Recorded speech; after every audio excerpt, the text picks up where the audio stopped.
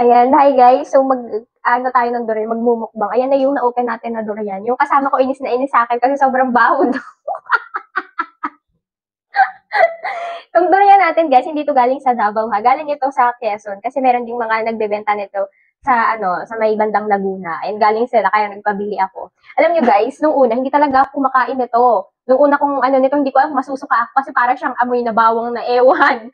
Tapos nung pang second time ko natikman siya, parang doon ko na-appreciate yung lasa niya. Tapos nawalan na ako ng pakialam doon sa amoy. Pero yung kasama ko sa bahay, inis na inis sa akin.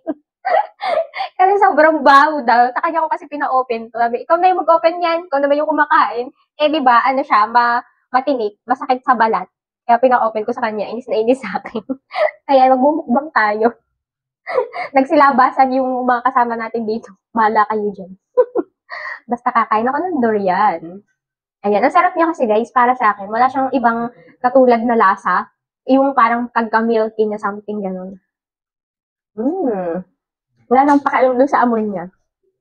Basta masarap siya guys, para sa akin. Kahit hindi ako taga Davao, I really love durian.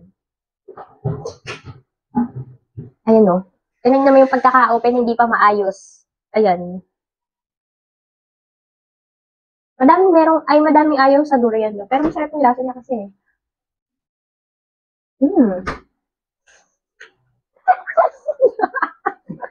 Tingnan ako.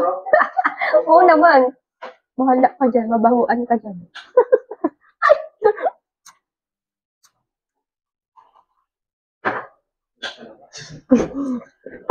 Ang sarap niya.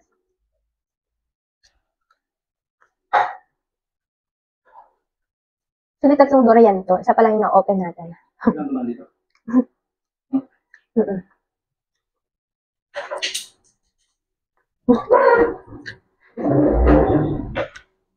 Sarap. Dito pag bibilan, alam niyo ba, nung bumili kami nung nakaraan, magkano yung kilo? 250 to 300. Tapos, di ba, mabigat pa yung kanyang balat. So, para sa isang kilo, ang bibilhin mo muna, yung yung pinakabalat niya, wala pa yung laman. Napakamahal dito. Kaya nung nagpunta sila ng Quezon, ay nagpabili ako. Sakto, tagbunga ngayon ng durian. Kaya kain tayo ng durian. So, di ba? Sarap.